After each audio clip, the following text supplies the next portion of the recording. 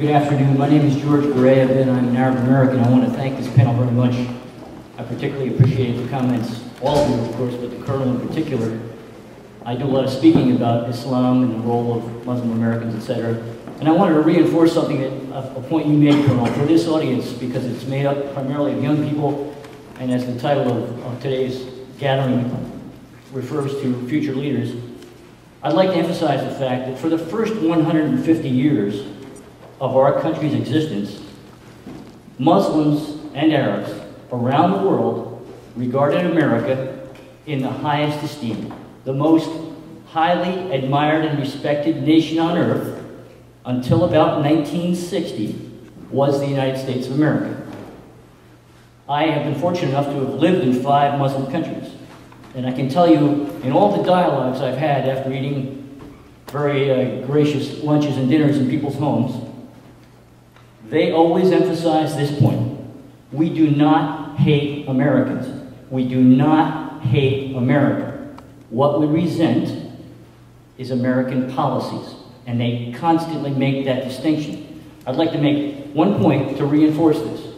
As recently as 1960, or 1959, the President of the United States was Dwight Eisenhower.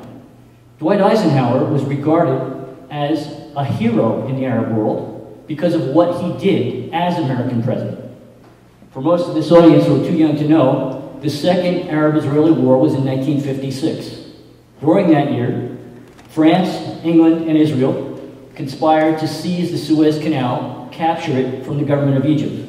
Dwight Eisenhower, to his credit, insisted with the backing of the United Nations, that those 3 countries withdraw and allow the control of the Suez Canal to go back to the government of Egypt. For that reason, to this day, you mention the name Dwight Eisenhower in any Arab country, and you hear nothing but absolute praise and reverence.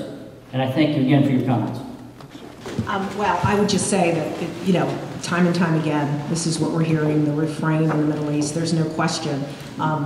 Was there a reason why we were attacked on 9/11? We didn't provoke that. We were attacked.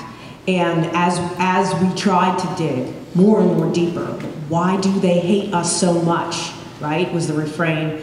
And the refrain back after the initial sympathy dissipated was, we don't hate you, we hate your policies. And I travel a lot, the same as George, throughout the Middle East, and they, people in the Middle East do make the distinctions between the people of America and the policies. The unfortunate part is on 9/11, they attacked both the people and the government.